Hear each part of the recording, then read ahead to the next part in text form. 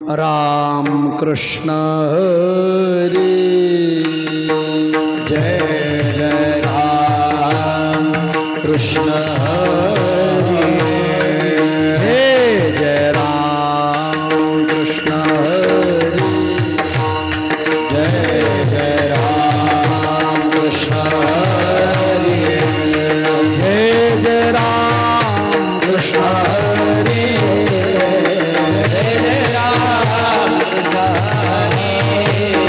जय जय राम कृष्ण हरे जय जय राम कृष्ण जय जय राम कृष्ण जय जय राम कृष्ण जय जय राम कृष्ण जय जय राम कृष्ण जय राम कृष्ण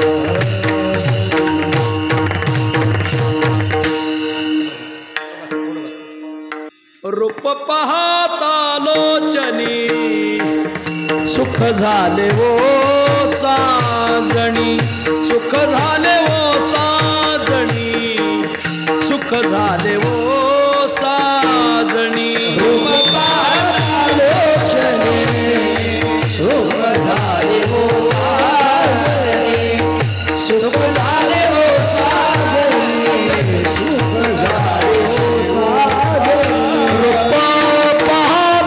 वो साजणी सुख झाले वो साजणी सुख झाले वो साजणी सुख झाले वो साजणी रूप पाहलो जनी सुख झाले वो साजणी सुख झाले वो साजणी सुख झाले वो साजणी ओहा विठ्ठल बरवा ओहा माधव बरवा ओहा माधव बरवा ओहा माधव बरवा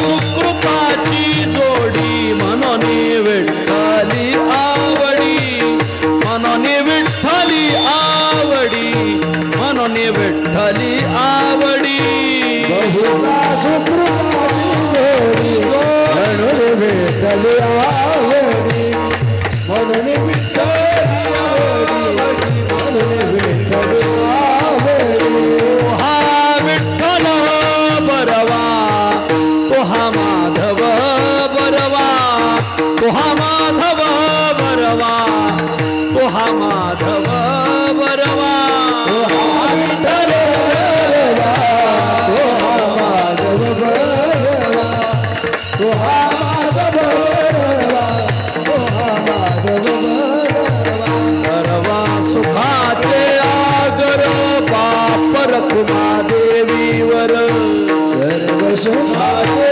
आगर बाप रखुमा देवीवर सुखाचे आगर बाप रखुमा देवीवर सर्व सुखाचे आगर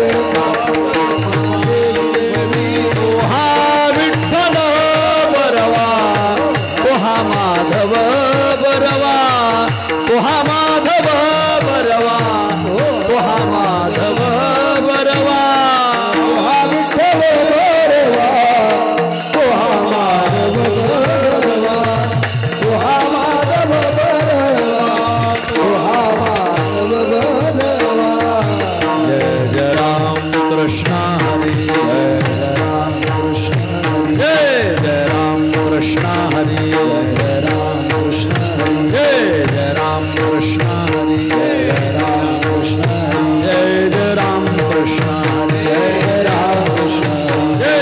राम कृष्ण जय जय राम कृष्ण जय जय राम कृष्ण जय जय राम कृष्ण जय जय राम कृष्ण जय जय राम कृष्ण जय जय राम कृष्ण जय जय राम कृष्ण जय जय राम कृष्ण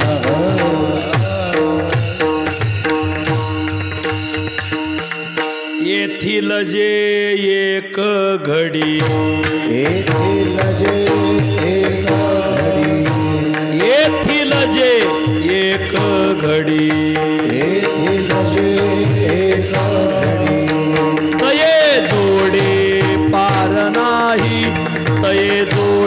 पार तये जोडी पार नाही तये जोडी पार नाही तये जोडी पार नाही तये जोडी पार नाही येथील जे एक घडी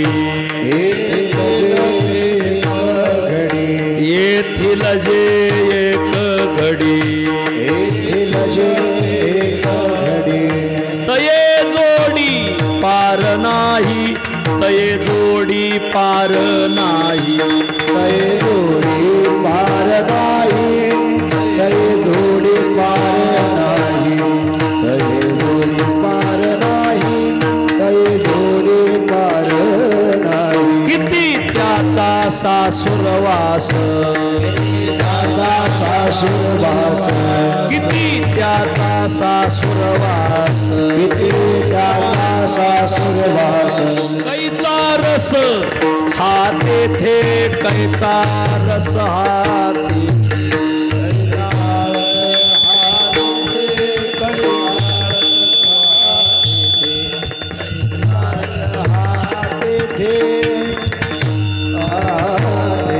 अवघे दिवस गेले कामा अवघे दिवस गेले कामा अवघे दिवस गेले कामा अवघे दिवस गेले कामा नाही जन्मा खंडन नाही जन्मा खंडन नाही जन्मा खंडन नाही जन्मा खंडन नाही जन्मा खंडन नाही जन्मा खंडन किती त्याचा सासुरवास त्याचा सासुरवास किती त्याचा सासुरवास किती त्याचा सासुरवास कैचा रस हा कैसा रस हाती थे कैसा रस हाती थे कैसा रस हाती थे कैसा रस हाती थे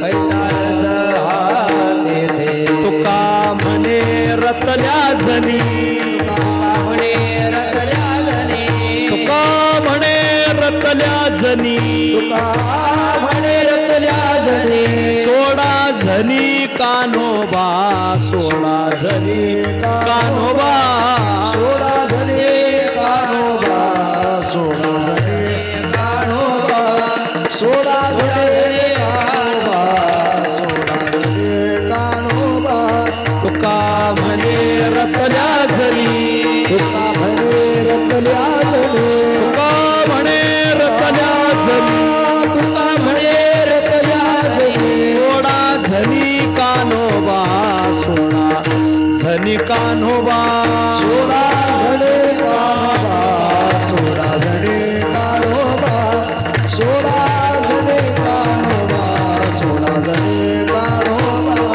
किती त्याचा सासुरवास सासुरवास किती त्याचा सासुरवास कैचा रस हा तेथे कैचा रस हा तेथे कैसा रस हाते थे कैसा रस हाते थे कैसा रस हाते थे कैसा रस विढोबार कुमार विढोबार कुमाई विढोबार कुमाई जय जय जय जय विढोबार कुमार जय जय जय जय विढोबार जय जय जय जय विढोबार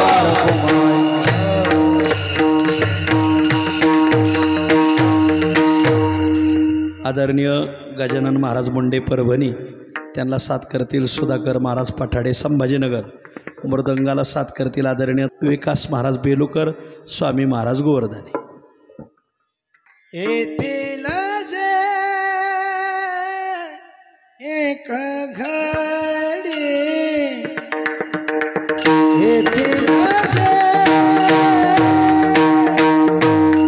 एक घडी हे साऊंड धर सोड करतो या व्यवस्थित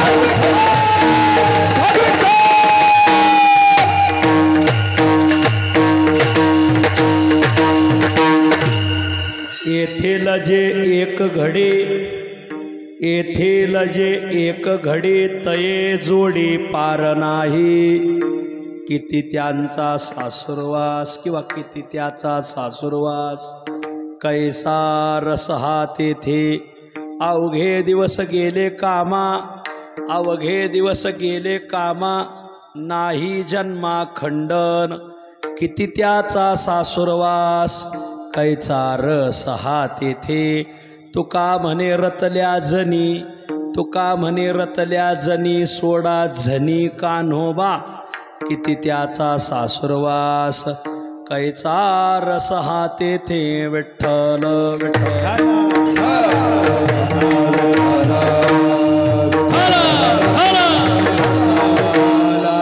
येथील जे एक घडी तये जोडी पार नाही, किती त्याचा सासुरवास, कैचा रस हा तेथे, नमो ज्ञान राजा, नमो ज्ञान राजा, नमो ज्ञान राजा, नमो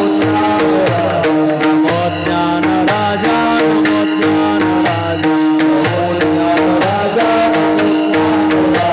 निवृत्ती सहजा गुरुवर्या,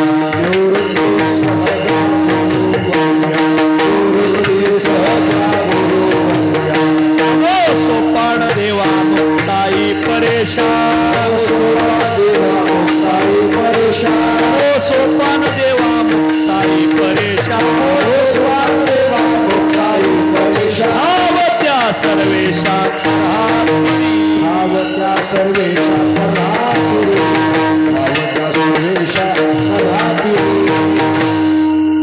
मथुरेच्या राया, माझे दंडवत पाया, तुमचे कृपेचे पोसणे, माझा समाचार घेणे, येथील जे एक घडी तये जोडी पार नाही, किती त्याचा सासुरवास, कैचा रस हा तेथे, प्रस्तुतस्थळी प्राप्त प्रसंगी संप्राप्त सेवेसाठी निवडलेला अभंग, श्री क्षेत्र देहुनिवासी असलेले अक्षय तनुगात्र परम पवित्र महासत्पात्र बोल्होबा पुत्र श्रीमंत जगद्गुरु तुकाराम महाराज, महाराजांच्या अखिल विश्वाला चंद्रभागा मातेप्रमाणे पावन करणाऱ्या अभंग संहितेतील गोड असा हा अभंग आहे।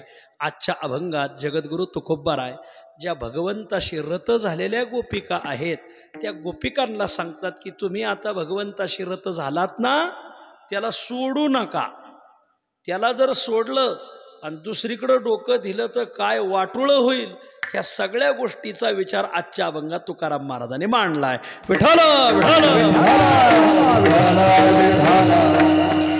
अभंगावर काही विवेचन करण्यापूर्वी दोन शब्दाचा अल्पसा परिहार देणं अत्यंत अगत्य आहे। पुण्यपावन गोदावरी माईच्या उगमाने, आद्य ज्योतिर्लिंग भगवान त्र्यंबकेश्वराच्या वास्तव्याने, विश्वगुरु श्रीमन निवृत्तीनाथ महाराजांच्या संजीवन समाधीने, शिवस्वरूप असलेल्या ब्रह्मगिरी पर्वत गिरिराज ब्रह्मगिरीच्या वास्तव्याने पावन झालेली ही श्री क्षेत्र त्र्यंबकेश्वर पंचक्रोशी प्रदक्षिणा वर्ष 5वे, आणि आज आपण या प्रदक्षिणेच्या सांगता समारंभाच्या निमित्ताने श्रीमन निवृत्तीनाथ महाराजांच्या दरबारात उपस्थित झालेलो आहोत। श्रीमन निवृत्तीनाथ महाराज संस्थान, आजी माजी पदाधिकारी, श्रीमन निवृत्तीनाथ महाराजांचे पुजारी आदरणीय अनिल काका गोसावी, आदरणीय जयवंत महाराज गोसावी यांच्या सगळ्यांच्या आशीर्वादाने, सर्वांच्या सहकार्यातून ही पंचक्रोशी प्रदक्षिणा पार पडली आणि त्याचं काल्याचं कीर्तन आज इथे आपल्याला सर्वांना करण्याची संधी संस्थांनी उपलब्ध करून दिली। एकदा संस्थांसाठी जोरदार टाळ्या वाजा। आणि मग या काल्याच्या कीर्तनाच्या निमित्ताने जे पायी पंचक्रोशीला वारकरी आलेले आहेत, मग ते सगळ्या नाशिक जिल्ह्यातील आणि महाराष्ट्रातील आहेत। गावगावचे, अनेक फडांचे, अनेक गडांचे, अनेक पालखी सोहळ्यात चालणारे वारकरी, अनेक परंपराने नटलेले विनटलेले वारकरी यात चालतात महाराज। आणि मग त्या सर्व वारकऱ्यांच्या चरणी मी विनम्र भावाने नमस्कार करतो। जे आज नाही 6-7 दिवस चालणं झालं तर निदान काल्याला तरी आपण जावं, कारण काल्याचा दिवस हा पगाराचा दिवस असतो आणि म्हणून पगाराला तरी आपण हजर असावं। आणि म्हणून आज नाशिक जिल्ह्यातून आणि महाराष्ट्रातून जे काही निवृत्तीनाथ महाराज, त्र्यंबकराज महाराज, गिरिराज ब्रह्मगिरी महाराज आणि कुशावर गोदावरी मैया यांची सेवा करून जे वारकरी 5-6 दिवस चाललेत, ऊन तहान पाऊस वारा पाहायला नाही, तर त्या काल्याच्या कीर्तनाला गेल्यावर या वारकऱ्यांचं आपल्याला दर्शन घडावं, काहीतरी या पंचकृषीचा प्रसाद आपल्याला प्राप्त व्हावा. आणि या निमित्ताने आज महाराष्ट्रातून खूप चांगली चांगली मंडळी आलेली आहेत. तुम्हा सर्वांच्या चरणी मी विनम्र भावाने नमस्कार करतो. आमच्या श्रीमंत निवृत्तीनाथ महाराज संस्थांचे माजी विश्वस्त, माजी अध्यक्ष, वारकरी शिक्षण संस्थेचे आत्ताचे विश्वस्त आदरणीय आमचे त्र्यंबकदादा गायकवाड, भंडारा डोंगर समितीचे विश्वस्त आदरणीय मनोहरपंत मामा डमाले, आमच्या सर्व जेवढे आमचे सप्ताह समिती आहेत, भरवस फाटा अखंड हरिनाम सप्ताह समिती, ओतूर अखंड हरिनाम सप्ताह समिती, सिद्धटेक, अक्कोळनेर, सासवड, कोपरगाव, असे जे देहू, असे जे 7 उत्सव समितीतले सगळे मंडळाचे अध्यक्ष उपाध्यक्षांनी, सर्व विश्वस्त मंडळ, नाशिक जिल्ह्यातले सगळे डायमंड माणसं, आदरणीय विकास महाराज, आदरणीय दत्तू काका, चंदू दादा, आदरणीय वसंत महाराज, अशी आदरणीय आमचे माधवराव गायधनी आणि सगळं श्री संत आईसाहेब महाराज संस्थान पळसेकर, ही नाशिक जिल्ह्यातली सगळी थोर मोठी मंडळी आज अगत्याने उपस्थित आहेत. तुम्हा सर्वांच्या चरणी मी विनम्र भावाने नमस्कार करतो. कसं आहे हे तीर्थक्षेत्र, काय आहे याचा इतिहास? याचा खूप प्राचीन इतिहास आहे. ज्यावेळेस भगवान महादेव आणि पार्वती यांच्यात व्हाडा चढ लागली नवरा बायकोत. आता माझ्यापेक्षा याचा तुम्हाला अपरोक्षत्वाने अनुभव आहे. नवरा बायकोची जरा व्हाडा चढ लागली आणि थोडंसं इच्छेच्या अधीन होऊन होडा चढ लागली की कोणाचं शरीर मोठं आहे. आणि मग महादेवाने शरीर मोठं केलं का पार्वतीने मोठं करायचं, पार्वतीने मोठं केलं का महादेवाने मोठं करायचं, अशी नवरा बायकोची थोडी होडा चढ लागली. त्यांच्या शरीराच्या वृद्धीमध्ये त्रैलोक्य दबू लागलं. मग त्रैलोक्य दबू लागल्यावर मग सगळे देवगण गंधर्व यक्ष किन्नर भगवान श्रीहरी विष्णूकडे गेले, किंवा यांची होडाचढ थांबली पाहिजे, असं काहीतरी करा. आणि मग भगवान विष्णू तिथं प्रगट झाले आणि भगवान विष्णूने सांगितलं आता हे कुठंतरी थांबलं पाहिजे असं बोलले. बोलल्यावर मग मात्र महादेव संकोचले की आपण इच्छेच्या अधीन होऊन हे होडाचढ करत होतो. महादेव संकोचले आणि त्यांनी आपलं रूप बारीक करून घेतलं. पण आईसाहेब काय थांबल्या नाही. बाई खरं सांगा, बाईला माघार घ्यावा लागते का गाड्याला? प्रामाणिकपणे सांगा विश्वनाथ अण्णा, आत्तापर्यंत त्याच्या इतिहासात गड्यालाच माघार घ्यावा लागले. फक्त आता ते गड्यानी माघार घेतलेली गड्याला सहन होत नाही, म्हणून त्याला आपण एक शब्द आणलाय, यशस्वी माघार. आणि मग महादेवाने थांबून घेतलं, आईसाहेबांनी काही थांबून घेतलं नाही. तेवढ्यात भगवान श्रीहरीने चक्र सोडलं आणि मग त्यांच्या शरीराचे जवळजवळ 12 तुकडे केले. आणि ते 12 तुकडे जिथं जिथं पडले त्याची ज्योत निर्माण झाली. आणि त्या ज्योतीतून जे लिंग स्थापन झालं त्याला ज्योतिर्लिंग असं म्हणतात. हा इतिहास. तर त्या 12 प्रकारचे जे ज्योतिर्लिंग आहेत त्यातलं एक ज्योतिर्लिंग इथं त्र्यंबकराज आहे. त्र्यंबकराज शब्दाचा अर्थ समजून घ्या. त्र्यंबकेश्वर, त्र्यंबक ईश्वर. त्र्यंबक शब्दाचा अर्थ काय होतो? त्रीनी अंबकानी यस्य सह त्र्यंबक. मी संस्कृत शिकलेलो बी आहे आणि शिकवलेली बी. अंबक शब्दाचा अर्थ होतो डोळे. अंबक शब्दाचा अर्थ काय होतो? डोळे. त्रीनी अंबकानी, 3 आहेत डोळे ज्याला, त्याला म्हणायचं त्र्यंबक. आणि त्र्यंबकश्चासौ ईश्वर इति त्र्यंबकेश्वर. हा जरा कर्मधार आहे समास. जो 3 डोळ्याने युक्त असा ईश्वर त्याला म्हणायचं त्र्यंबकेश्वर. ह्या भगवान त्र्यंबक राजाला 3 नेत्र आहेत. ते 3 नेत्र कोणते आहेत, काय आहेत याचा विचार आपल्याला करायचा नाही. त्र्यंबक राजाचं आणखीन एक वैशिष्ट्य असं आहे की या शिवलिंगात 3 देवता आहेत. एरवी ज्योतिर्लिंग म्हणलं का एकच देवता असते, महादेव. पण 12 ज्योतिर्लिंगापैकी या त्र्यंबक राजाचं वैशिष्ट्य जरा आगळं वेगळं आहे. काय आगळं वेगळं आहे? त्या शिवलिंग एरवी शाळुंखा ती पार्वती असते. कडाची जी शाळुंखा असते ती पार्वती आहे आणि मधलं लिंग आहे ते शिवलिंग आहे. एरवी शिवलिंग तुम्हाला वर दिसतील, पण इथं शिवलिंग मात्र खाली आहे. इथं जवळजवळ त्या आत शिवलिंगात कळशीभर पाणी बसतं एवढं आहे. तिथं भगवान महादेव आहेत 1, ब्रह्मदेव आहेत 2 आणि भगवान विष्णू आहेत 3. असे 3 आतमध्ये 3 अशा बाजू आहेत बघा, 3 शाळुंक आहेत. त्या 3ही देवाचं एकत्रीकरण आहे. बर, तिथं गंगा प्रगट झालेली आहे. आज जर तुम्ही त्या शिवलिंगाच्या जवळ कपारी पाहिली तर त्या कपारीत गंगा प्रगट झालेली आहे. आणि म्हणून मग हे भगवान 3 देवतेचं एकत्रीकरण म्हणजे महादेव आहे. तुम्ही म्हणाल हे 3 विचाराचे 3 देवता एकत्र कशा आले? भगवान विष्णू सत्वगुणी देवता, भगवान ब्रह्मदेव रजगुणी देवता, भगवान महादेव तमोगुणी देवता, असे भगवान त्र्यंबकराज इथं राहतात. तदनंतर कालांतराने मग युग गेली, अनेक युग लोटली.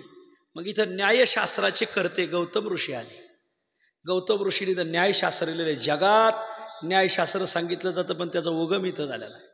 न्यायशास्त्राचे कर्ते गौतम ऋषी इथं आले आणि मग त्यांनी या ब्रह्मगिरी पर्वतावर हजारो वर्ष तपश्चर्या केली, हजारो वर्ष तपश्चर्या केली.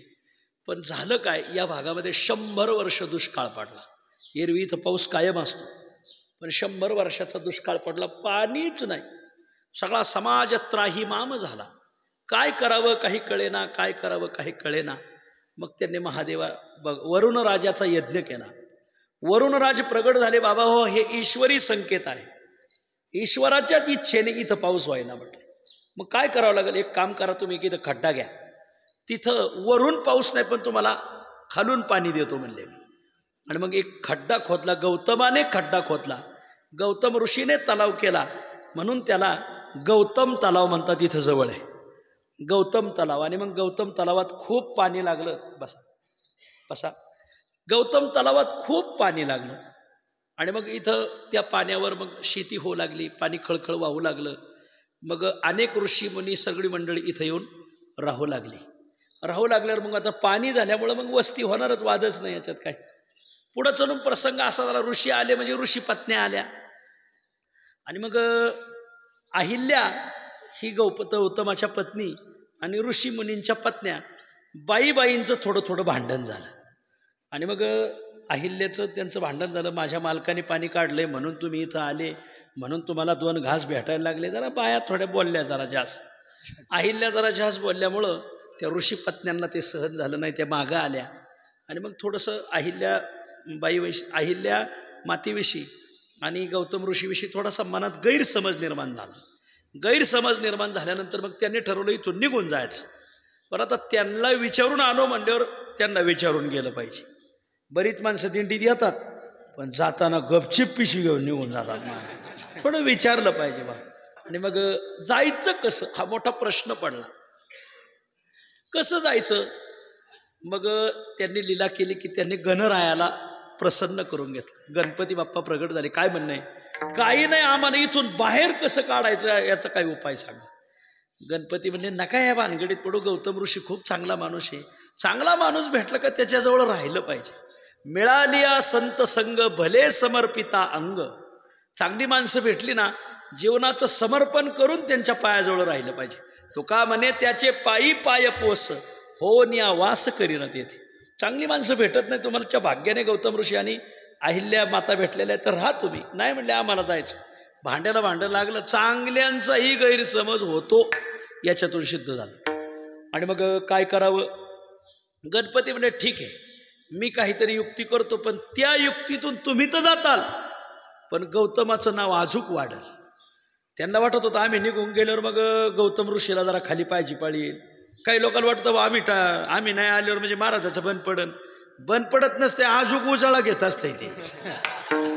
गणपती म्हणले तुम्ही सगळे निघून गेले तर त्याच्यातून गौतम ऋषीची महिमाच वाढणार आहे. ध्यानात धरा. खरंच चांगल्या माणसाजवळ माणसं आली तरी महिमा वाढतो आणि गेली तरी महिमा वाढवतो महाराज. ते कोणाच्या गोमीचा एक पाय मोडला म्हणजे गोम लंगडी होत नाही, चिचाचं एक पान गळालं म्हणजे अख्खी चीज बोडकी होत नाही. आता काय बोडखे पाटलांनी सांगायचं का अजून?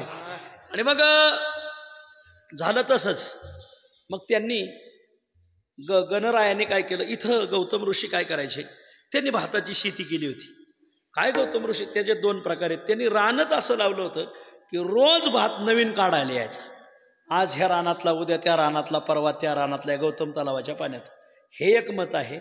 आणि दुसरं मत असं आहे की ते सकाळी साळी पेरायची आणि दुपारी काढायला यायच्या. असं तप होतं त्यांचं. आणि त्या साळीतून ते सगळ्या ऋषीमुनींना अन्नदान करायचे. खूप अन्नदान. इथं पाणी होतं, अन्नदान. गौतम ऋषी सकाळी साळी पेरल्या का दुपारी काढायला यायच्या. तप होतं त्यांचं. त्यांनी सकाळी साळी पेरल्या, दुपारी काढायला येणार. पण त्यावेळेस गणरायाने गायीचं रूप घेतलं आणि त्या भातात चारायला लागली ती गाय. अरे अरे अरे, हे साधू उपवाशी मरतील. ह्या गायीने जर खाल्ल्यावर मग काय करावं. त्याने एक साधी काडी फेकून मारली. त्या काडीचं रूपांतर झालं बाणात आणि तो बाण मात्र त्या गायीला लागला आणि गाय गतप्राण झाली. सगळे ऋषीमुनी गोळा झाले. अरे अरे अरे, गोहत्या, गोहत्येचं पातक चांगलं नाही. कन्या गौ करी कथेचा विकरा, तुकाराम महाराज म्हणतात. गोहत्येचं पाप असं खूप दुर्धर आहे. मग आता आम्ही इथं थांबत नाही, निघून जातो. अरे जाऊ नका जाऊ नका. नाही, इथं गोहत्येचं पातक घडलेलं आहे, आम्हाला थांबता येणार नाही, आम्ही निघलं पाहिजे. सगळे ऋषीमुनी निघाले. निघाल्यावर मग मला याच्यातून निष्कृती तरी सांगा, प्रायश्चित्त तरी सांगा. म्हणजे तुम्ही पृथ्वीच्या 3 प्रदक्षिणा करा, या ब्रह्मगिरीला 108 प्रदक्षिणा करा. बर, त्र्यंबक राजाचं आवाहन करा, त्र्यंबकाची पूजा करा, कुशावर्ताच्या 1000 कावडी नेऊन त्र्यंबक राजाला वाहा. तेव्हा तुम्हाला याच्यातून निष्कृती भेटेल आणि मग याच्यातून काहीतरी आपल्याला सुटका भेटेल. म्हणून मग त्यांनी पृथ्वीच्या 3 प्रदक्षिणा केल्या. या ब्रह्मगिरीच्या 108 प्रदक्षिणा गौतम ऋषीने, ब्रह्मगिरीच्या प्रदक्षिणेचा आरंभच गौतम ऋषीने केलेला आहे. आणि मग प्रदक्षिणा केल्या. गौतमांचा आश्रम तुम्ही पाहिला ना तिथं वर चढताना. आणि मग इथं बी गौतम तलावाजवळ गौतमेश्वराचं मंदिर आहे, तिथंही गौतमांचा आश्रम होता. आणि त्र्यंबक राजाची पूजा अर्चा केली. आणखी कशामुळं जाईल म्हणजे काही नाही, गोहत्येचं पातक जाण्यासाठी तुम्हाला स्वर्गातली गंगा इथं आणावी लागेल. मग आता गंगा आणण्यासाठी मग इथं खूप तपश्चर्या केली गौतम ऋषीने की गोहत्येचं जे पाप लागलेलं आपल्याला, गायीचा जो वध झालाय, गायीचा जो वध झालाय त्या वधाचं हरण झालं पाहिजे. गोवध हरण झालं पाहिजे. काय काय काय काय काय गोवध हरण झालं पाहिजे. मग काय करावं. मग त्यांनी तर खूप साधना केली. महादेव प्रसन्न झाले. महादेवाने सांगितलं काय मागायचं. काही नाही, मला गोहत्येचं पाप लागलेलं आहे, या गोवधाचं हरण घडावं म्हणून तुम्ही गंगा प्रगट करा. आणि मग महादेवाने गंगेला सांगितलं बाई जा, तू खाली प्रगट हो. ती गंगा तशी प्रगट होईना. प्रगट होईना म्हणल्यावर महादेव रागावले आणि त्यांनी आपल्या जटा आपटल्या. तुम्ही जर वर गेले तर महादेवाने आपटलेल्या जटा तुम्हाला पाहायला भेटतील. आणि मग ते जटा आपटल्यान त्यातून गंगा प्रगट झाली. आणि त्या गंगेला त्र्यंबकम गौतमी तटे म्हणतात. त्याच गंगेला गौतमी गंगा म्हणू लागली. या देशात 2 गंगा आहेत, एक आहे भगीरथ गंगा आणि एक आहे गौतमी गंगा. भगीरथाने आणलेली गंगा उत्तरेत आहे. इकडे उत्तर आहे ना, उत्तर कुठे इकडे. भगीरथाने आणलेली गंगा ती भागीरथी गंगा आणि ती उत्तरेतल्या लोकांच्या कामाला आली. आणि ही गौतमाने आणलेली गौतमी गंगा आहे. आणि मग ती गंगा प्रगट झाली. त्याला गंगाद्वार म्हणतात, वर आहे. पण ते ब्रह्मगिरीच्या पश्चिमेला आहे, माहिती असू द्या. गंगा प्रगट पश्चिमेला झालेली. पण इथं घोटाळा असा आहे, वैतरणा प्रगट होती पश्चिमेला आणि ती समुद्राकडे वाहत जाते. आणि मग गंगा प्रगट पश्चिमेला झाली आणि ही जर समुद्राला वाहत गेली तर या खालच्या लोकांनी प्यायचं काय. गौतम ऋषीला कळवळा निर्माण झाला आणि त्यांनी तिला गुप्त केलं आणि इकडं खाली कुशावर्तात प्रगट केलं. सगळ्यात चांगला फायदा आणि सगळ्या या जगावर उपकार या गौतम ऋषीचे. पश्चिमेला जर प्रगट झालेली गोदावरी तिकडं निघून गेली असती, इकडं छापी भिजायलाही पाणी नसतं भेटलं. हे उपकार या गौतम ऋषींचे आहेत. मला तुम्ही आजही जाऊन पहा, पश्चिमेला गंगाद्वारे गोदावरी तिकडं प्रगट झाली पण ती गुप्त करून तिला इकडं आणलं या जनता जनार्दनाचं. मग ती गोदावरी वाहू लागली, थेट समुद्राला राजमहेंद्रीपर्यंत जाऊन भेटते. गोदावरीचं हे स्वतंत्र खोरं. आणि मग ही गंगा खरी पश्चिमेला प्रगट झाली. परंतु समाजाचं कल्याण तसं होणार नाही. सगळ्यात नद्या जर समुद्राला वाहिल्या तर या दक्षिण भारताने प्यायचं काय. आणि म्हणून गौतम ऋषीचे उपकार ती गंगा इकडून वाहू लागली आणि मग ते राजमहेंद्रीपर्यंत गेली. हे गौतम ऋषीचे उपकार. आणि मग गोहत्येचं जे पाप लागलं होतं त्या पातकाचं हरण झालं म्हणून गोवध हरण झालं. गोवध हरण झालं म्हणून हिचं खरं नाव आहे गोवध हरी. गोवध हरी अपभ्रष्ट झालं गोदावरी, असा या गोदावरीचा उगम. आणि मग ही पंचकृषी प्रदक्षिणेचा इतिहास असा आहे की ही सगळी भावंड तीर्थयात्रा करून आली. आळंदीला माऊलीला समाधी दिली, तिथून ही मंडळी कौंडण्यपूरला गेली. कौंडण्यपूर तुम्हाला माहीत नाही, इथं सासवडकर मंडळी, पुरंदरकर मंडळी बसलेली, त्यांना माहिती. हे कोंढाणा किल्ल्याच्या वर आहे. कौंडण्यपूरून ही सगळी मंडळी पठारवाडीच्या चतुर्मुखला आली, की जी आपण 10-12 दिवसापूर्वी ती प्रदक्षिणा केलेली आहे. तिथून ही सगळी मंडळी सासवडला आली, सोपानदेवाला समाधी देऊन भुलेश्वरला आली. भुलेश्वरावरून सिद्धेश्वर म्हणजे पारनेरला सिद्धेश्वर आहे, तिथं आली. तिथून मंडळी कचेश्वराला गेली, हे गोदावरीच्या काठावर आहे. तिथून कपिलेश्वराला, हे पुंतांब्याजवळ आहे. आणि तिथून ही सगळी मंडळी नेवाशाला गेली. नेवाशाहून ही सगळी मंडळी कायगाव टोक्याला गेली. कायगाव टोक्याहून पैठणला गेली. पैठणहून वेरूळला आली. वेरूळहून महतनगर म्हणजे मुक्ताईनगरला गेली. आणि तिथं मुक्ताबाई अदृश्य झाल्या. आणि मग तिथून निवृत्तीनाथांना खूप उदास वाटलं, कारण ज्येष्ठाच्या आधी कनिष्ठाने जाणे केले नारायणे उफराटे. खरं अगोदर जाण्याचा मान माझा आहे, पण माझ्या आधी ही भावंड गेली, एकटेच राहिले. बघ, आता माझे श्रम घेऊ नको हरी, जावे त्र्यंबकेश्वरी समाधीशी. आता देवा मला त्र्यंबकेश्वरला समाधी द्यायला तुम्ही चला. अर्धमास वैशाख, अर्धमास ज्येष्ठ, फार होती कष्ट निवृत्ती राजा. आणि मग अर्धमास ज्येष्ठ म्हणजे वट पौर्णिमा, ज्येष्ठ शुद्ध पौर्णिमेपर्यंत ही सगळी मंडळी तिथंच होती. आणि मग प्रतिपदेला ही सगळी मंडळी बाहेर निघाली. आणि तिथून प्रतिपदा, द्वितीया, तृतीया आणि चतुर्थी, तर त्यातले 3 दिवस इथं वसंत महाराज बसलेत यांच्याजवळ सप्तशृंगीचा गड आहे.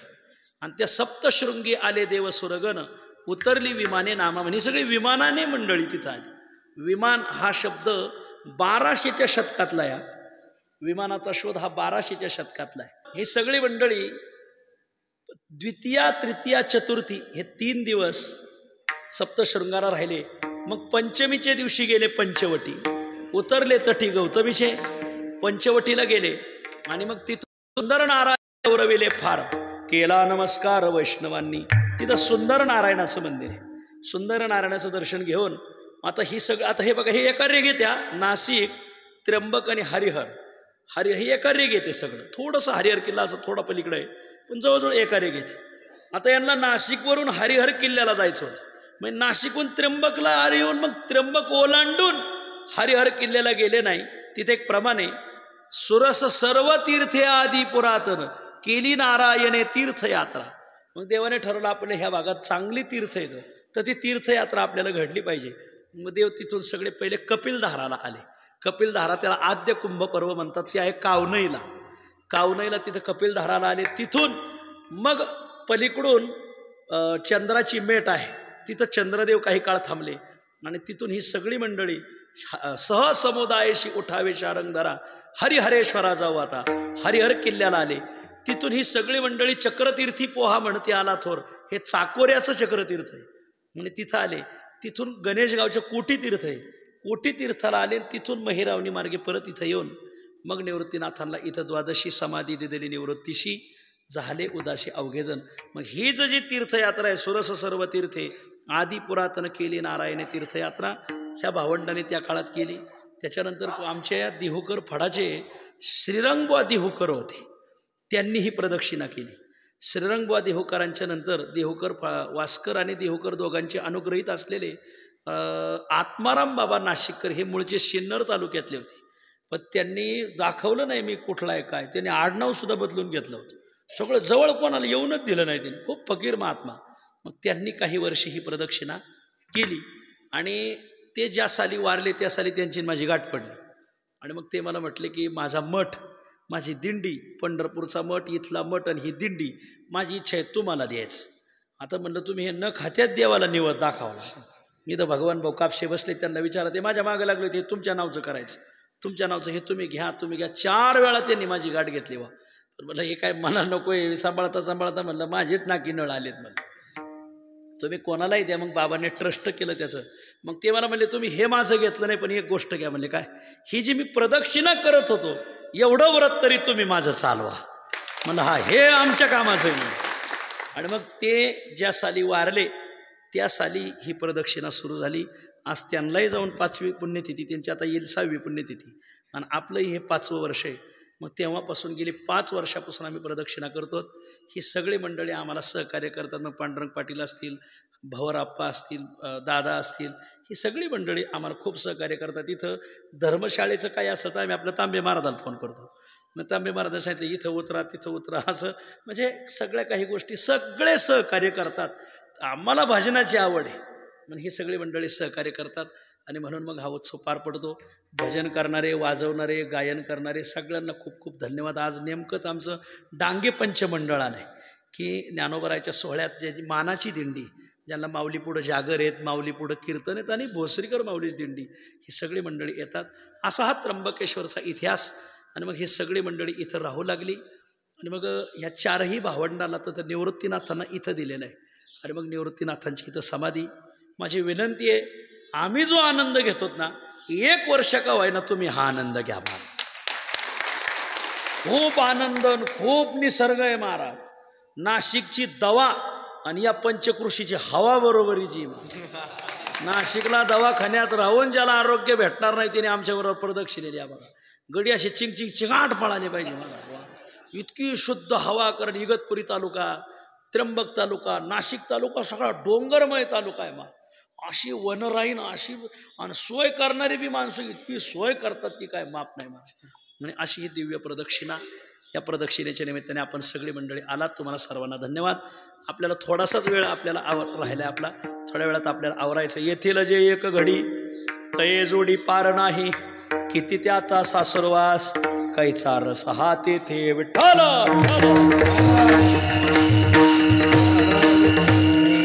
आजच्या अभंगात जगद्गुरु तुकोबराय त्या गोपिकांना सांगतात की तुम्ही भगवान कान्होबाशी रत झाल्यात ना, चांगलंय, रतच राहा, त्याला सोडू नका. त्याला सोडून जर तुम्ही इकडं मागं कुठं डोकं दिलं तर मग मात्र तुम्हाला सासूरवासाला सहन करावं लागेल, तुम्हाला विकारांना सहन करावं लागेल, जन्म मृत्यूच्या परंपरा भोगावं लागतील. एवढं करण्यापेक्षा त्या कान्होबाला सोडू नका असा समुपदेश तुकोबराय त्या गोपिकांशी संवादातून साधतात. मानवी जीवनाला आलेल्या माणसाने धरसोड केली पाहिजे. विठ्ठल विठ्ठल. मानवी जीवनाला आलेल्या माणसाने काही गोष्टी सोडल्याच पाहिजे आणि मानवी जीवनाला आलेल्या माणसाने काही गोष्टी सोडल्या नाही पाहिजे. आता तुम्हाला प्रश्न असा पडला असेल, महाराज तुम्ही म्हणतात की काही गोष्टी सोडल्या पाहिजे आणि काही गोष्टी सोडल्या नाही पाहिजे, काय सोडावं आणि काय सोडू नये हे तरी सांगा. तर जीवन जगत असताना संसार सोडला पाहिजे. 1, संसारावरली माया सोडली पाहिजे. 2, लाज सोडली पाहिजे. भ्रम सोडला पाहिजे. असे बरेच विकल्प शास्त्रात आलेले आहेत. परमार्थ करत असणाऱ्या माणसाने हे बघा, नदी 12 महिने नाही वाहत महाराज. नदी किती जरी पावसाळ्यात वाहिली तरी उन्हाळ्यात ती थांबते. असं आहे. तसं जीवन जगत असताना नुसता खळखळून संसारच नाही केला पाहिजे, कुठंतरी थांबलं बी पाहिजे. जीवनाचा पूर्वार्धात काय करायचं, उत्तरार्धात काय करायचं हे ठरलं पाहिजे. 24 तास सूर्यनारायण नाही प्रकाश देत महाराज, तो 12 तास असतो. 12 तास अंधार असतो. 12ही महिने झाडं फळं नाही देत, झाडंही थांबून घेतात. सूर्यनारायण बी थांबतो कुठंतरी, गंगा गोदावरी नद्याही थांबतात. मग निसर्गाचं चक्रच सांगतं की कुठंतरी थांबलं पाहिजे. तसं संसारात पूर्वार्धात संसार केलाच पाहिजे, पण उत्तरार्धात थांबलंच पाहिजे. आता हे सांगणाऱ्याला कळाना ना, ऐकणाऱ्याला कळाना महाराज. सांगू काय माहित, जीवनात पूर्वार्धात केलंच पाहिजे पण उत्तरार्धात काकाजी थांबलं पाहिजे. आणि म्हणून जो ह्या संसार सोडतो, पूर्वार्धात करतो पण उत्तरार्धात मात्र परमार्थ करता संसार सोडतो, देव त्याच्यावर खूप प्रेम करतो. तुकोबाराय सांगतात, सोडिला संसार, सोडिला संसार, सोडिला संसार, सोडिला संसार, माया कयावर फार, माया कयावर फार, माया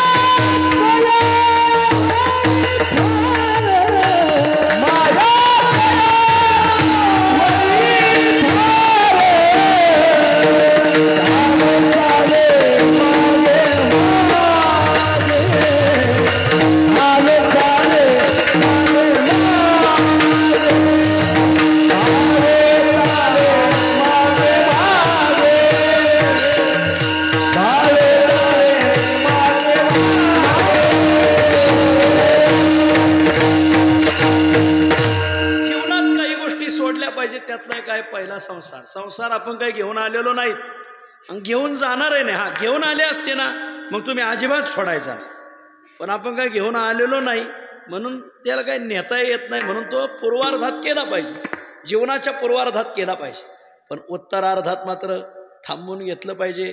गोरक्षनाथ महाराज आणि मच्छिंद्रनाथ महाराज फिरत फिरत असताना मच्छिंद्रनाथ महाराजाला एकाने सोन्याची वीट दिली.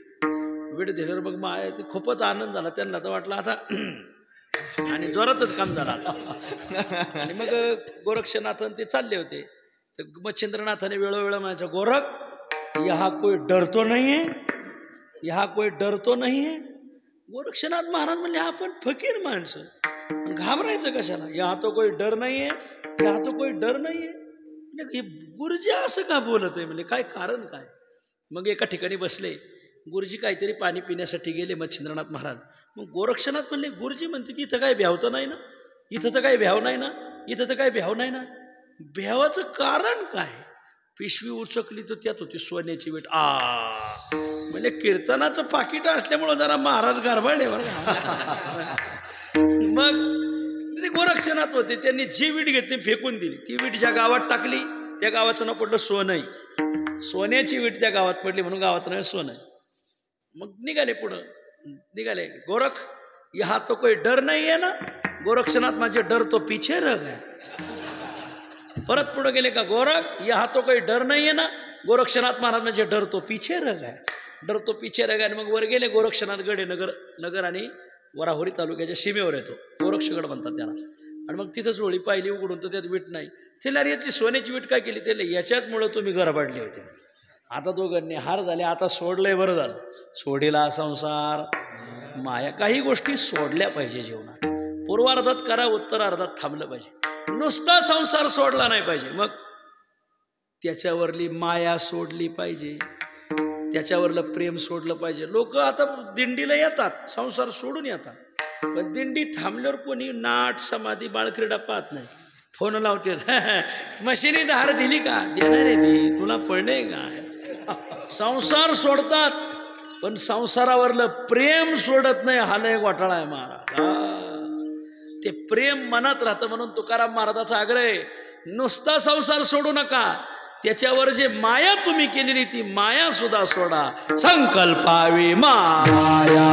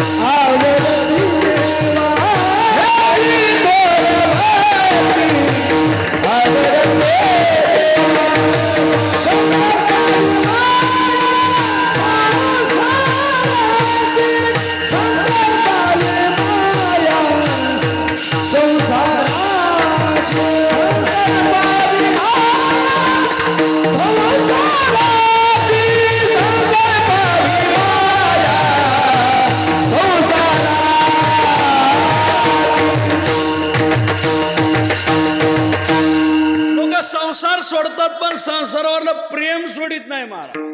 प्रेम तिथं असं इतकं प्रेम, तरी जयाची प्रतिती पुरी गुंतली देखशी घरी, नवगंधी केसरी भ्रमरी जैसी. जसा एखादा भ्रमर एखाद्या कमळ कोशात गुंततो, मग तो कमळ कोश त्याला सोडावं वाटत नाही महाराज. तसे माणसाचं प्रेम संसारात गुंतलेलं आहे. नवगंधी केसरी भ्रमरी जैसी. पण हा दृष्टांत जरा चांगला वाटला ज्ञानोबराच्या लक्षात. तर सांसारिक माणसाला दृष्टांत सुद्धा जरा चांगले नाही दिले पाहिजे. जरा दृष्टांत जरा खालचे दिले का मग जागे येतील. मग ज्ञानदेव सांगे दृष्टांताची मान. मग ज्ञानोबरा दुसरा दृष्टांत देतात. काही माणसाचं प्रेम घरात नाही गुंतलेलं आहे. ठेला बेडूक कुंडी, मशक गुंतला शेंबुडी, धोरू सबुडबुडी ऋतना पंकी. ज्ञानोबराय म्हणतात जसा एखादा बेडूक कुंडात बसला तर तो बाहेर पडत नाही, तसं काही लोकांचं प्रेम घरात बसलेलं आहे. जसा एखाद्या म्हाताऱ्याला डांग्या खोकलावा आणि त्याने बत्तासा बाहेर टाकावा आणि त्याच्यावर एखादं चिलट बसावं यत गतवा तसे माणसाचं प्रेम इतकं चिटकलंय निघतच नाही महाराज. ढोरू स बुडबुडी वृतला पंक्ती. एखाद्या गाळात एखादं जनावर बुडबुड्या सकट बुडाव तसं वैकुंठवासी गणपत बा जवळेकर म्हणायचे माणसं शेंडी सकट बुडाली फुगून सुद्धा वर नाही आली. वा असं संसार तर सोडतात पण माणसं संसारावर प्रेम सोडत नाही. तुकाराम महाराजाचा आग्रह संकल्पावी माया संसाराचे क्षणभंगूर नाही वरवसा वारे सावध सोडा माया आशा. पहिला ती माया सोडा त्याच्यावर. एक नामा म्हणे जना नामा म्हणे जना माये गुंतले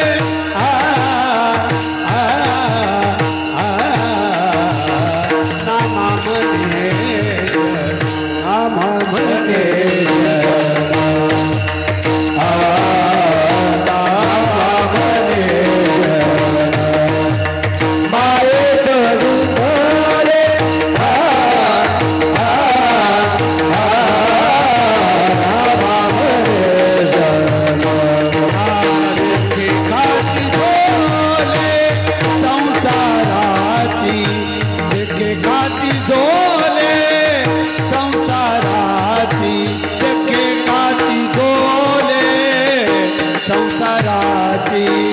चके काती झोले संसाराची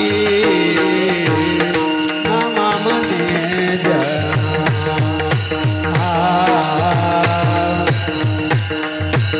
मायेते गुंतले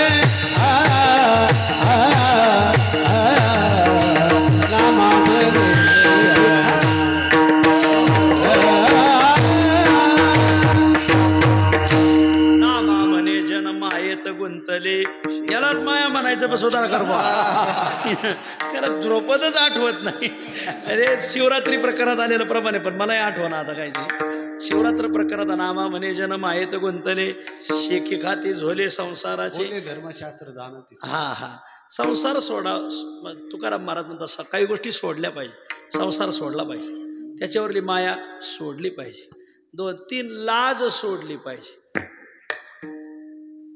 जग सगळं दुःखी मारा जो देखे सो दुखी या बाबा. सगळं जग दुःखी पण या दुःखी जगात फक्त एकच माणूस सुखी. तुम्ही आपलेत म्हणून सांगतो. कोण? निर्लज्जम सदा.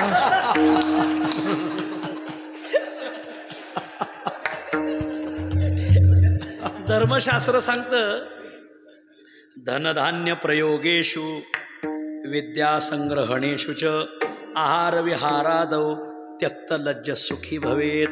त्यक्त लज्ज लाज सोडली पाहिजे. उल्लंघिली लाज. काही गोष्टी सोडल्या पाहिजे. संसार सोडला पाहिजे. माया सोडली पाहिजे. लाज सोडली पाहिजे. पण काही गोष्टी सोडू नये माणसाने. काय सोडू नये? नीतीचा मार्ग सोडू नये. माऊली नीतीने चालणाऱ्या माणसाला लय ताप होतो. पाटील लय ताप.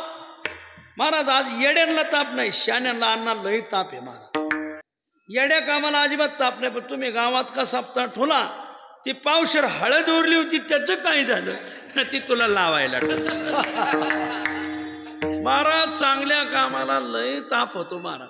खवनियाच्या गावीन पाटावे काय करावी. ज्या गावात अख्खं गाव भोंगळय त्या गावात कापडाचं दुकान टाकून फायदा काय. ज्या लोकांना नीतीच कळना महाराज संजय महाराज तर तिथं आपण काय नीतीचा मार्ग. पण अशा वेळी धीराहा नीतिम न मुंचंती. धर्मशास्त्रकार सांगतात शहाणी माणसं कसलाही प्रसंग आला तर नीतीचा मार्ग सोडत नाही. शहाण्या माणसाने नीती सोडू नये. कारण नयनात नीती इति उच्यते. जे अधोमार्गापासून जीवाला ऊर्ध्व मार्गाला घेऊन जाते त्याला नीती म्हणतात. आणि म्हणून शहाण्या माणसाने होईल त्रास पण गुण हमखास. नीतीचा मार्ग सोडू नये माणसाने. महाराज वा. पांडव इतका तर त्रास आहे का आपल्याला. पाहते पांडव. प्रभू रामा इतका त्रास आहे का. बिभीषणा इतका आहे का. प्रल्हादा इतका आहे का. बोला अहो त्यांच्यापेक्षा इतका त्रास नाही आपल्याला. मग नीतीचा मार्ग सोडू नये. धीराहा नीती मार्गम न मुंचंती. मोठी माणसं नीतीचा मार्ग सोडत नाही. 1 नीती सोडू नये. 2 संत जर जीवनात भेटले तर त्यांना सोडू नये. तुका म्हणे धन्य आम्हा जोडली जोडी संताचे चरण आता जीवे न सोडी.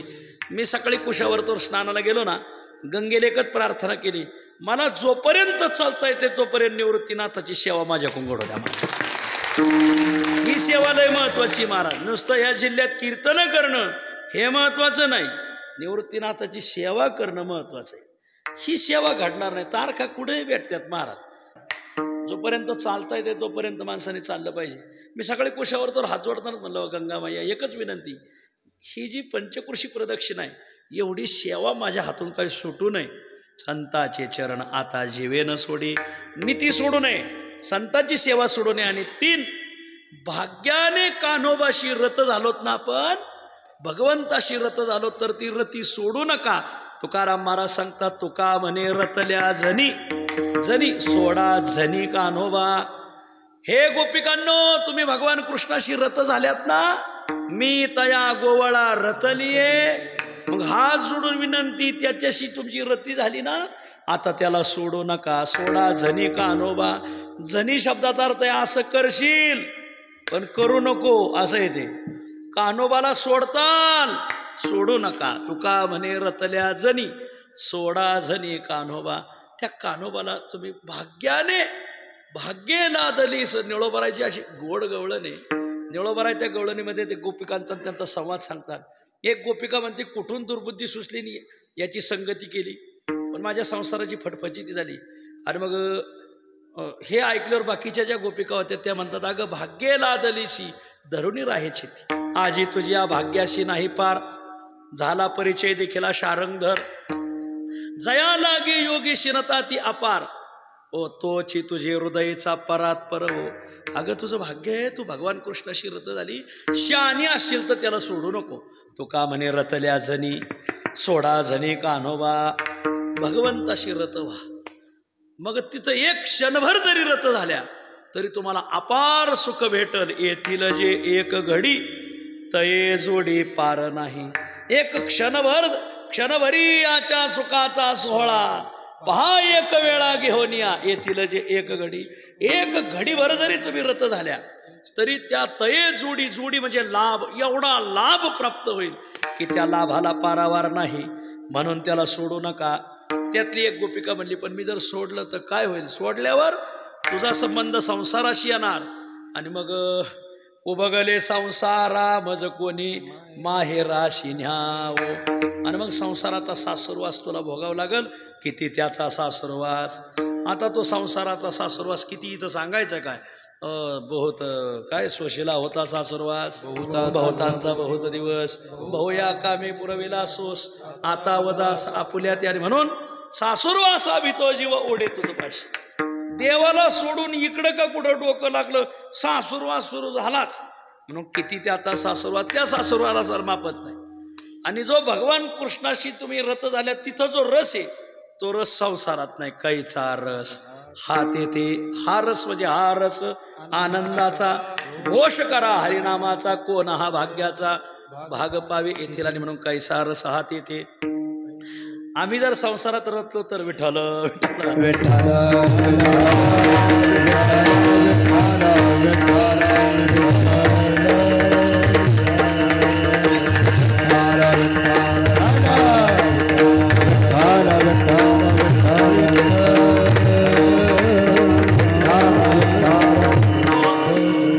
ज्यांच्या आशीर्वादाने ही प्रदक्षिणा चालते, जे निवृत्तीनाथाचे वंश परंपरागत पुजारी तर आहेतच आहेत, पण त्यांचा त्याग खूप मोठा आहे.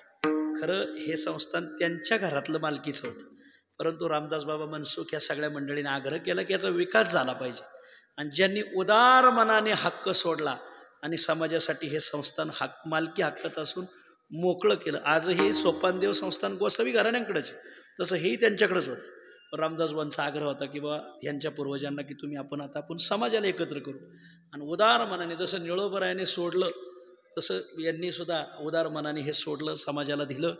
आणि मग वंश परंपरागत पूजा करतात, खूप सेवा करतात. आपल्याच्याने काय होणार आहे? सकाळची काकड आरती, अरे आपणच उठत नाहीत, कोण काकडा वळीन, कोण पूजा करीन? आपलीच आंघोळ आहे ना. काल आमच्यात एक गडी बिगर आंघोळीचाच टाळ घेऊन उभा राहिला, पुढे जाधव असो मला आंघोळ कर बाबा. रोजच्या रोज सकाळी निवृत्तीनाथाची पूजा, नैवेद्य, दुपारचा नैवेद्य, संध्याकाळचा नैवेद्य, दुपारची शेजारती, आणि विशेष म्हणजे नुसती पूजा नाही, वारकऱ्यावर प्रेम. यांची आई होती, काय सांगावं त्या माऊलीचं तुम्हाला महाराज. इथं वारकरी जर मुक्कामी राहिला तर ती माऊली रात्री 2ला जरी पाहिलं वारकरी आलाय रात्री, तर यांची आई रात्री 2 वाजता वारकऱ्याला जेव घालायची. इतिहास महाराज निवृत्तीनाथ म्हणून सेवा केली महाराज. जेवढे महिना वारकरी त्यांना विचारा, यांच्या मातोश्रीच्या हातचं खूप. आणि मग ही प्रदक्षिणा करताना आम्ही त्यांना विचारलं, मग त्यांनी सांगितलं आत्माराम बाबा करायचे, असं असं तुम्ही जा. आणि आम्ही गेली 5 वर्ष करतो. खूप आनंद आहे, तुमचाच आशीर्वाद आहे आम्हाला. रतल्यात ना भगवंताला, त्याला सोडू नका. तुका म्हणे रतल्या जणी सोडा जणी कानोबा. त्याच्याशी रत झाले, एक घडीभर जरी रतल्या खूप लाभ आहे.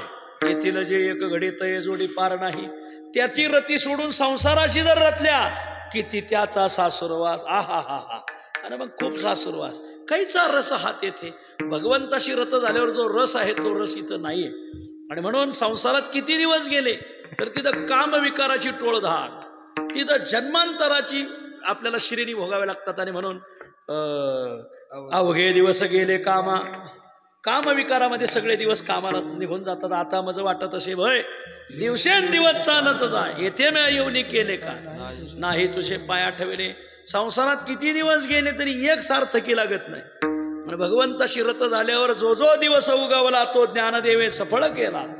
पदांतर कथिला जेणे आत्माराम संतोष. हो, संसारातला एकही दिवस कामाला येत नाही, कारण ते कामविकाराचं अधिष्ठान आहे त्याला. अवघे दिवस गेले कामा नाही जन्मा खंडन.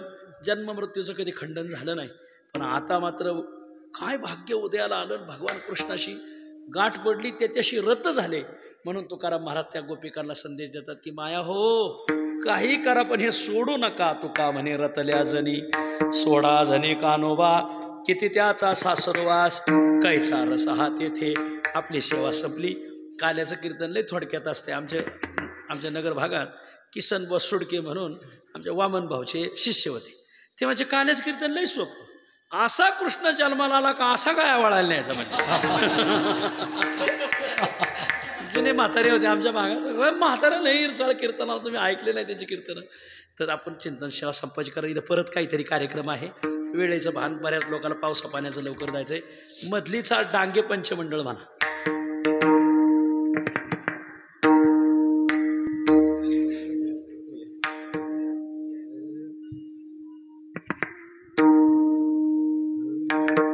येतील ते एका गाडी, येतील ते एका गाडी,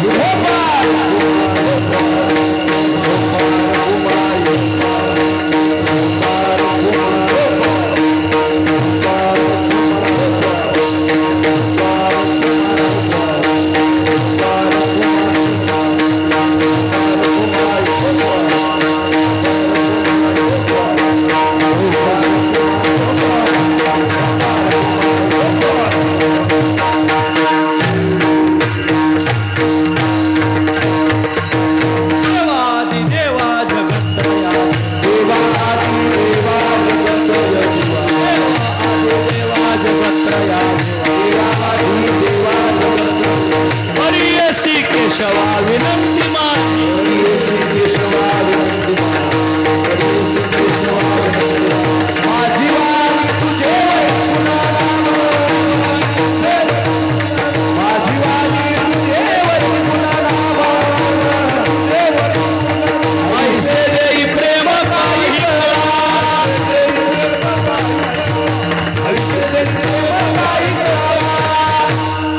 आल्याचं कीर्तन म्हटलं का नियम ठरलेला चरित्र ते उच्चारावे केले देवे गोकुळी गोकुळात भगवंताने जे चरित्र केलं त्याचा उच्चार करावा गोकुळात भगवंताने 2 अवस्थेत चरित्र केले ये दशे चरित्र केले नारायणे रांगता गोधने राखिता हे भगवंत रांगू लागले भगवंताला मारायला राक्षस पाठवले भगवंताने ते सगळे राक्षस संपवले बाळपणी रिठा रगडीला दाढे मारियले गाढे कागबग रिठा मारिले बाळपणी अवघे दैत्य खाने बुडविली कंस म्हणला आक्रमण बंद ज्याला पाठव देव त्याला मारतोय मग आपण आपल्या गाड्यांना तालीम देऊ कंस लागला तालीम करायला तर मग भगवान कृष्ण म्हणले आपणही तालीम करू गोपाळांकडे पाहिले तर उगं वाळून गेलेले एकही आमच्या सोनवणे चोपदारासारखा भक्कम नाही अरे तुमच्या घरी दही दूध तूप लोणी होत नाही का म्हणले देवा होतं आई मथुरेला नेते मग तुम्हाला म्हणले आम्हाला हान सावळ्या गुळवणी मग देवाने निर्णय घेतला राज्याचा माल राज्याबाहेर जाता कामा नाही गोपिका बाजाराला चालले का देवाने अडवायच्या गोरस घेऊनी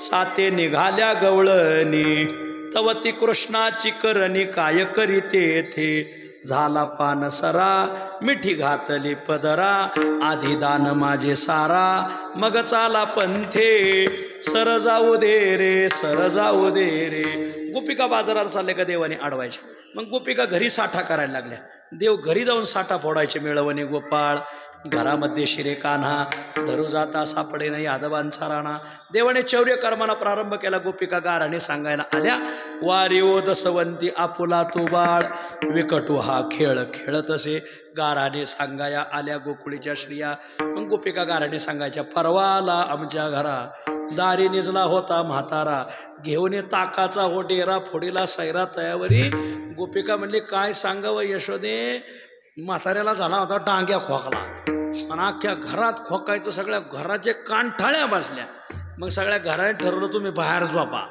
आणि मग म्हातारं पडवीवर झोपलं हिवाळ्याचे दिवस आणि भगवंताला त्याचं काय डोकं सरकलं की काय कोण जाणे भगवंत तिथं आलं भगवंत आले म्हणले एवढी गोड प्रदक्षिणा चालली आणि म्हातारं घरी झोपा गाडीत आहे मग घर राख महाराज काही माणसं पार गळालीत पण त्यांना असं वाटत नाही आपण गाथा पारायण करावं ज्ञानेश्वरी पारायण करावं आपण काहीतरी उत्तरार्धात जीवनाचं कल्याण करावं म्हातारी पार पोरं शिव्या देते सोनाचे हात पाणी घालून टाकीत्यात तरी आपण म्हण पारण आल्या माझ्याशिवाय कोणी कोंबड्या सांभाळायला नाही आता काय तिथंच कोंबड्या डालिणार तिथंच शेळ्या बांधिणार बायकांच्या शेया खाणार पोरांच्या खाणार सोनाच्या खाणार भगवंताला राग आणार याला जीवनातलं पूर्वार्ध आणि उत्तरार्ध कळेना जे देव आत गेले महाराज घरात आणि हिवाळ्याचा दिवस असं एक ताकाचा डेरा होता भरलेला डेऱ्यातलं ताक ते मग देवाने जे सकाळ पहाटे 3ला जी गार वाऱ्याची झुळूक वा आळा शीतळ शांतीचा वारा जो डेरा घेतला आणि त्याच्या डोंबल्यावरच घातला झाला सगळा सडाच झाला भला मोठा आवाज झाला मग म्हातारीने दारू काढलं पाहिलं तर सगळं ताक सांडलेलं जी म्हातारी धावली घरात काय कमी आहे का तेव्हा चोरून खाता तो म्हणला अगं चोरून इथं मारून खायची बाळ आली चोरूनचं काय सांगते तुम्ही मार खाऊन खाय कांद्याची चोरीन बुक्याचा मार ते माझ्या डोक्यावर फोडा कोणी डेरा काय कळेना मग म्हाताऱ्याला आत घेतलं गरम पाणी केलं गरम पाण्याने आंघोळ घातली तेव्हा त्याच्या जीवात जीव आला रक्तप्रवाह सुरू झाला आणि मग म्हातारीच्या गळा पडून मोठ्याने रडायला लागला अगं तुझं कुकू बळकट म्हणून वाचलो नाहीतर यंदाचा काय कुंभमेळा मी पाहत नव्हतो म्हणजे परवा आला आमच्या घरात दारी निजला होता म्हातारा घेऊन ताकाचा हो डेरा अशा अनेक खोड्या केल्या यशोदा म्हणले आता तू इथं राहू नको उद्या जाईन मी राणा सवे घेऊन गोधना देव रानात जायचे मर्दानी खेळ खेळायचे खेळ खेळून थकले पेद्या म्हणला तुका म्हणे आता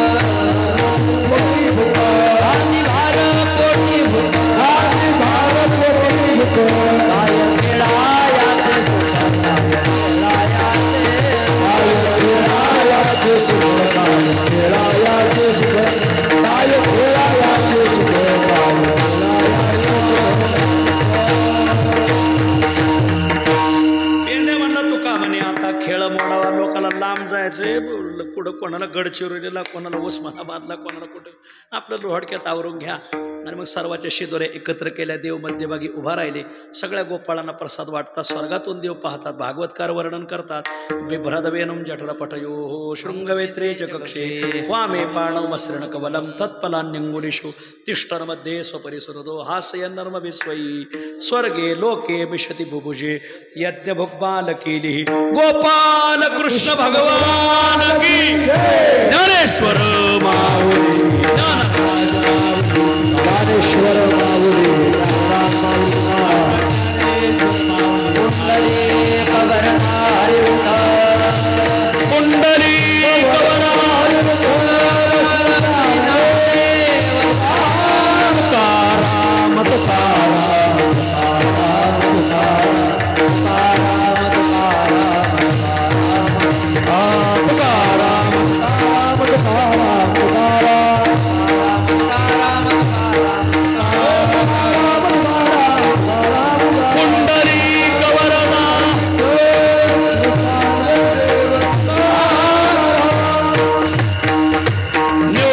ज्ञानदेव सोपान एकनाथ नामदेव तुकाराम.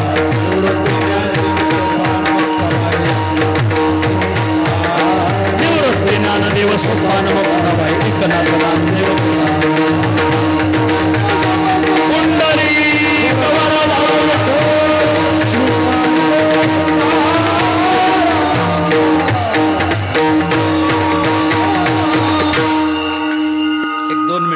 मला आहे ना 2 मिनटं वेळ भेटेल ना. एक मला वारकऱ्याने आग्रह केला की बा इथली काही फलश्रुती सांगा. एक 5च मिनिटात तुम्हाला मी फलश्रुती सांगतो. इथं आल्यावर काय करावं, इथं आल्यावर काही करू नये. निवृत्तीनाथांना गळा भेटावं. जो निवृत्तीनाथांना गळा भेटतो त्याचं जीवन धन्य ठरतं. नाथ महाराज वर्णन करतात, आजी दिवस धन्य झाला, स्वामी निवृत्ती भेटला. निवृत्तीनाथाला जर तुम्ही गळा भेट घेतली तर तो दिवस तुमचा धन्य ठरेल. मग कोणी म्हणाल महाराज आता दर्शनाला गर्दी राहते, भेटता येत नाही बुवा, मग पुढं काय करावं? काही करू नका. नाही भेट जमली ना, त्याने निवृत्तीनाथाचं पददर्शन घ्या. समाधी पुढं 2 पावलं आहेत बघा. त्या पावलाचं जर दर्शन घडलं तर सकळ तीर्थाचं मार्जन केल्याचं पुण्य लागत. जीवनात 3.5 कोटी पापं आहेत. 3.5 कोटी पापं शरीरात 3.5 कोटी ठिकाणी राहतात. म्हणून 3.5 कोटी केस आहे. आणि त्या केसाच्या प्रत्येक छिद्रात 3.5 कोटी पापं राहतात. ती पापं जीवाला ताप देतात. मग ती जातील कशी पापं? 3.5 कोटी तीर्थाचं स्नान केल्यावर ती पापं जातील. पण 3.5 कोटी तीर्थाचं स्नान घडल कसं? काही करू नका. त्याने निवृत्तीनाथ महाराजांचं पददर्शन घ्या. सकळही तीर्थे निवृत्तीचे पायीन तेथे बुडी देई. निवृत्तीनाथांच्या दर्शनाने सकल तीर्थाचं मार्जन घडतं. एक भेट घ्या, नाही पददर्शन घ्या.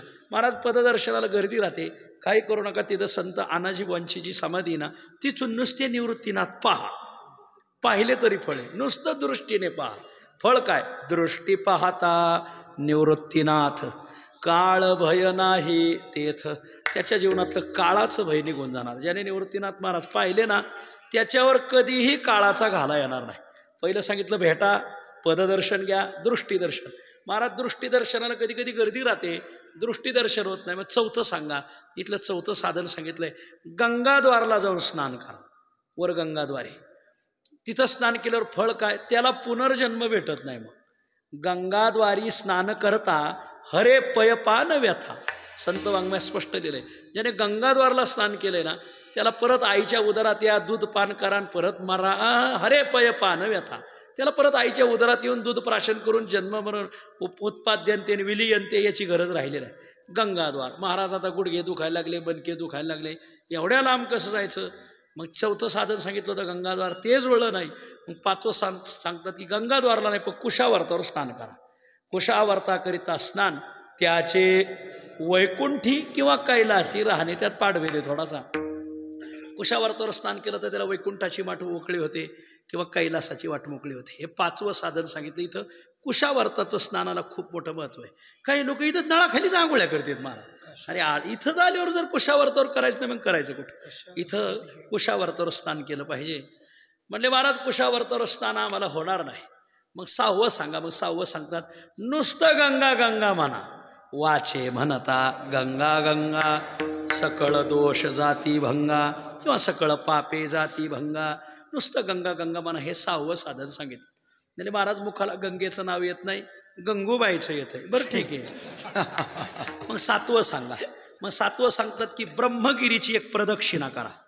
वा, नामा म्हणे प्रदक्षिणा त्याच्या पुण्या नाही गणना, किंवा प्रदक्षिणा ब्रह्मगिरी 84ची चुकली फेरी. हे 7वं साधन आहे, 7वं फळ आहे. किंवा ब्रह्मगिरीची प्रदक्षिणा करा. महाराज खूप कष्ट आहे तो ब्रह्मगिरीच्या प्रदक्षिणेचे. हे 7वं साधन आमच्याच्याने होणार नाही. 8वं सांगतात प्रदक्षिणा ब्रह्मगिरीची करू नका, नुसती ब्रह्मगिरी पहा. वा, काही ठिकाणी देव तीर्थ रूपाने उभा आहे, तीर्थ विठ्ठल.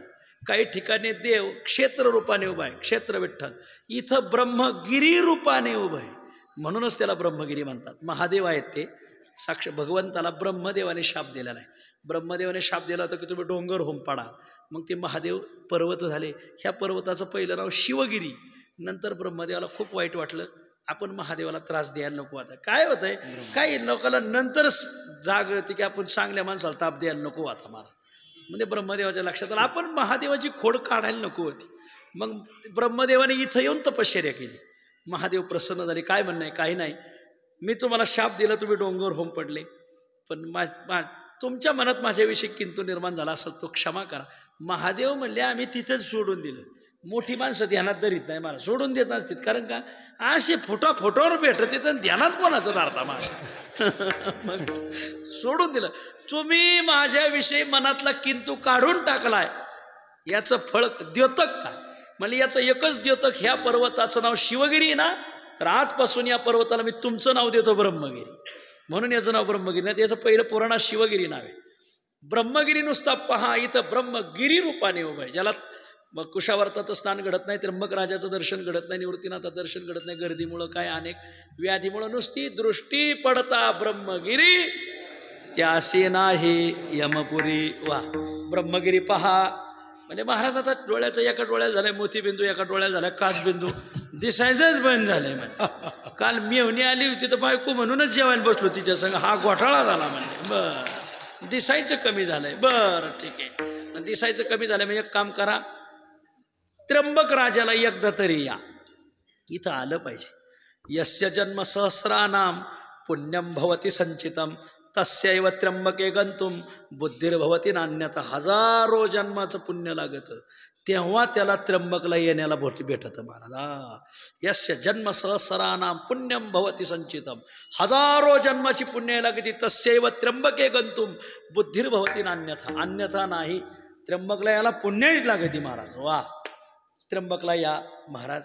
दरवर्षी येणं होणार नाही, नका येऊ. मग एक दिवस तरी त्र्यंबकच्या दिशेने चाला. हे त्र्यंबकेश्वरच्या दिशेने एक दिवस तरी चाललं पाहिजे. एक दिवस जर दिंडीत चाललं तर फळ काय? काशी यात्रा केल्याचं 1 महिन्याचं फळ त्र्यंबकच्या एका दिवसात भेटत. महाराज वा, वाराणसी चाली जे मासा आणि गोदावरी 1 दिवस असं आहे. त्याच्या पुढं तर मग पंढरी पावलं परी असा आहे टाचा नामाचा, पण ते कार्तिकी वारीत सांगू इथं नाही. 1 दिवस तरी तांबे बाबा चाललं पाहिजे. महाराज आता तुम्ही खूप सांगितलं, पण 1 दिवस सुद्धा सवड नाही.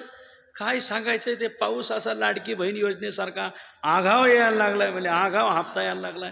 द्राक्षाचे मळे कांदे लावा का काय लय आडी अडचणी. महाराज 1 दिवस येणं होणार आहे. मग त्याला पुढचं साधन सांगतात की त्याने निवृत्तीनाथाचा जप करा. 3 अक्षरे निवृत्ती, जो जप करील अहोरात्री तया सायुज्यता मुक्ती ब्रह्मस्थिती सर्व काळ. जप करा. मुखाला निवृत्तीनाथाचं नाव येत नाही, मग शेवटचं सांगतात. आधी सांगितलं भेट घ्या, पददर्शन घ्या, ते नाही जमलं दृष्टीदर्शन, गंगाद्वारा स्नान करा, कुशावर्तावर स्नान करा, गंगा गंगा म्हणा, ब्रह्मगिरीची प्रदक्षिणा करा, ते नाही जमलं ब्रह्मगिरी पहा, ते नाही जमलं एकदा तरी या, ते नाही जमलं 1 दिवस तरी चाला, 10 झाले, ते नाही जमलं नुसतं निवृत्ती म्हणा 11, आणि ते नाही जमलं तर मग 12वं शेवटचं सांगतात. माऊली एवढं 12वं ऐका. तुम्ही 12 प्रकारची मती घेऊन बसलेले असाल तर एवढं ऐका माऊली. काय ऐका? फक्त निवृत्तीनाथाचं स्मरण करा, ध्यान करा. कसं ध्यान करायचं? डोळे झाका, सगळे डोळे झाका. महाराज असं समजायचं की आपण इथं आलो. डोळे झाका, 1 मिनिट डोळे झाका.